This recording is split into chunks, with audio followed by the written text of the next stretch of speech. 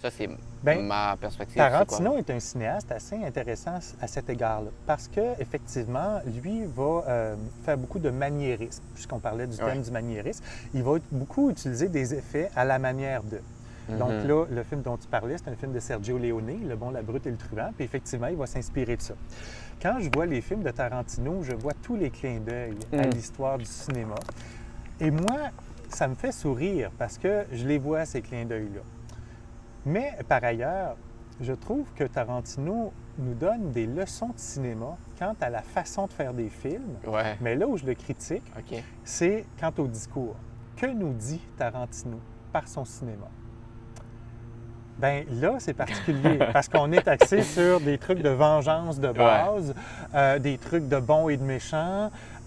Son dernier film, c'est un peu particulier parce que Once là, Upon a Time in Hollywood. exactement, où là, il tronque la réalité parce qu'on sait que finalement, les gens de Charles Manson ont assassiné la femme de Roman Polanski, Sharon Tate, qu'elle s'appelle. Et dans le film, c'est pas le cas. Il évite l'assassinat. Mais c'est pas la première fois qu'il fait ça. Ah non! Comme c'est ça son truc, c'est qu'il Effectivement. recrée l'histoire avec un film. Mais ça pose des questions intéressantes. Je Ouais, suis exactement. sûr que tu as un truc en tête quand tu me dis que c'est pas la première fois qu'il fait ça. Ben, Inglourious Bastard, Exact. Et Django. J'aimerais qu'on s'arrête sur Inglourious Bastard OK. 2 secondes.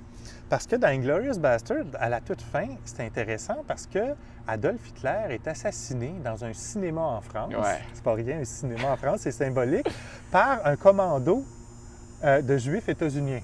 C'est bien le cas. On comprend que c'est de l'ordre du fantasme. Les gens qui ont des connaissances historiques et cinématographiques s'en régalent. Ouais. On rigole, on trouve ça tellement drôle et on comprend que c'est un fantasme ultime qu'un commando de juifs des États-Unis ait pu assassiner Adolf Hitler. Mais quand je parle avec la majorité de mes étudiants, qui n'ont pas nécessairement toutes ces connaissances historiques, quand je regarde du côté des États-Unis, où on n'a pas nécessairement toutes les connaissances historiques, les gens finissent par adhérer à cette version-là de l'histoire. Tant et si bien qu'il y a un truc qui est intéressant, un vrai sondage qui a été fait de façon réaliste. Après la Deuxième Guerre mondiale, on demandait aux gens qui a le plus contribué à la défaite des nazis contre l'Allemagne nazie.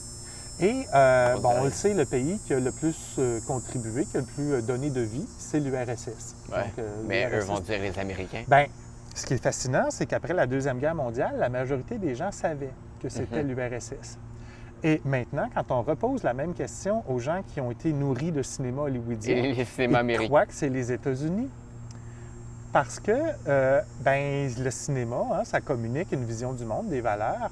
Et je ne vais pas dire que le cinéma va se substituer au téléjournal, mais pour les gens qui ne l'écoutent pas, le téléjournal, qui n'ont pas de cours d'histoire et qui voient des films comme par exemple... Leur ceux dont on information parle. de l'histoire, c'est le cinéma hollywoodien. C'est ça. Puis qu'eux qui valorisent que nous, les Américains, on est les héros qui... Bien, c'est ça. Donc, ça pose parfois des questions assez particulières. Puis dans les films de Tarantino, je vois qu'il y a beaucoup des trucs de base. Aux États-Unis, en fait, le christianisme est important. La Bible est importante. Hein. Sur chaque dollar, c'est écrit « Nous croyons en Dieu ». Quand le discours du président se termine, c'est toujours par ça. Bref, ça, c'est du cinéma intéressant. Il y a un truc sur lequel je voulais revenir. Ouais. Tantôt, on parlait des films de Tarantino. Oui.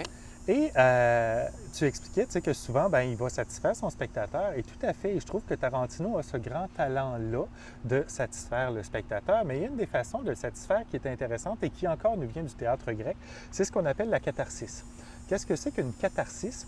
C'est une libération ou liquidation d'affects longtemps refoulés dans le subconscient. Oui, Et donc, exactement! là, je suis là puis je sors des définitions du dictionnaire par cœur.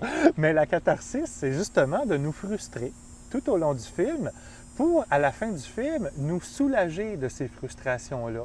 Donc, la catharsis, c'est quand on rend le méchant tellement méchant que dès le début du film, on l'haït, mais plus le film évolue, plus le méchant est ignoble. Et à la fin, la punition du méchant va être est tellement proportionnelle à satisfaisant. l'ignominie de ses crimes et on est satisfait parce qu'on est soulagé, parce que tout au long du film, nous, on s'est identifié au Django. personnage du héros. Effectivement, Django, c'est que génial. ah, c'est Et là, on l'incarnation. s'identifie à cette injustice-là qui s'ajoute à d'autres injustices. Et là, on accumule des frustrations avec le personnage auquel on s'identifie. Et éventuellement, à la fin, on va nous libérer de toutes les Mhm. frustrations que le film nous a fait accumuler. Et ça s'appelle la catharsis comme procédé théâtral ou procédé narratif. Et je trouve que Tarantino est tellement fort, même pour les films dont on parlait, entre autres son dernier ou Inglourious Bastard, c'est que là, on a une catharsis qui est dans un univers fantasmé, qui peut rajouter un double plaisir pour les gens Les qui films- connaissent l'histoire. Les films de Tarantino, tout est alentour du fantasme. Toujours. Lui, c'est sur le fantasme, que ça soit avec son fétiche de pied, Ah que oui. ça soit... Le fantasme de la vengeance aussi, tu sais, Ouais, qui est c'est présent. tous ces petits fantasmes de comme... qui font des œuvres d'art comme ça. Juste une petite question, c'est Oui. lequel... c'est quoi votre film de Tarantino préféré? Ah, ce serait difficile à dire. Ouais, OK, top 3. Ben, je crois top 3. je crois que Pas nécessairement j'aurais... bon, évidemment, moi, j'ai découvert Tarantino par Pulp Fiction. Pulp Fiction, ouais. Et quand je suis sorti de la salle de cinéma, j'étais non seulement emballé, mais sans réfléchir, mes pieds m'ont guidé jusqu'au magasin de disques pour acheter la bande sonore. Et ça a joué dans ma voiture et dans ma maison. Les bandes sonores de Tarantino. Tarantino, c'est un des trucs que j'aime tellement de lui, ses goûts musicaux. La musique qu'il met dans ses films, c'est ça que vous parlez par bande sonore. Pardon? Oui, oui, c'est tout Ok, à fait la exact. musique. Je parle de la musique, oui, effectivement. Et d'ailleurs, c'est drôle parce que je rebondis sur une autre chose dont on a parlé tantôt. Tu évoquais le film Crazy du réalisateur québécois Jean-Marc Vallée. Ça aussi, la musique Et est... la musique est tellement Ah. bonne. Puis, je trouve qu'à la fois, Tarantino a ce talent de bien choisir ses musiques, comme Jean-Marc Vallée. Mais pour Jean-Marc Vallée, je te raconte une anecdote.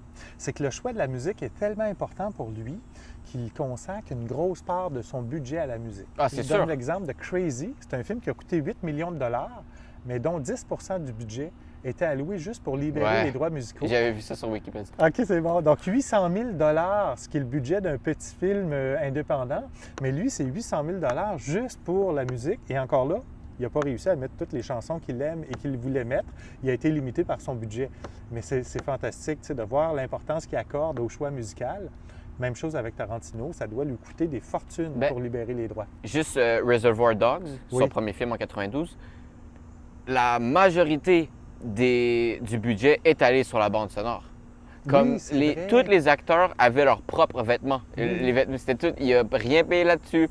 La majorité du film est filmé dans un entrepôt, qui est entrepôt ou garage. Excuse-moi, je vais devoir répondre aucun problème. parce que j'ai un problème. Ben, Non, c'était... Honnêtement, Samuel, je pensais pas que ce serait aussi long, mais surtout, je pensais pas que ce serait aussi passionnant que de discuter avec toi puis de se Merci. relancer mutuellement comme ça. Et si jamais l'occasion se présente, j'accepterai à nouveau avec grand plaisir. Avec grand de plaisir pour discuter moi avec aussi. toi. Ah, Donc, ben, merci beaucoup. Merci pour votre temps et ben, c'est moi qui te remercie pour l'occasion. Puis à une prochaine, j'espère. à la prochaine. Bye bye.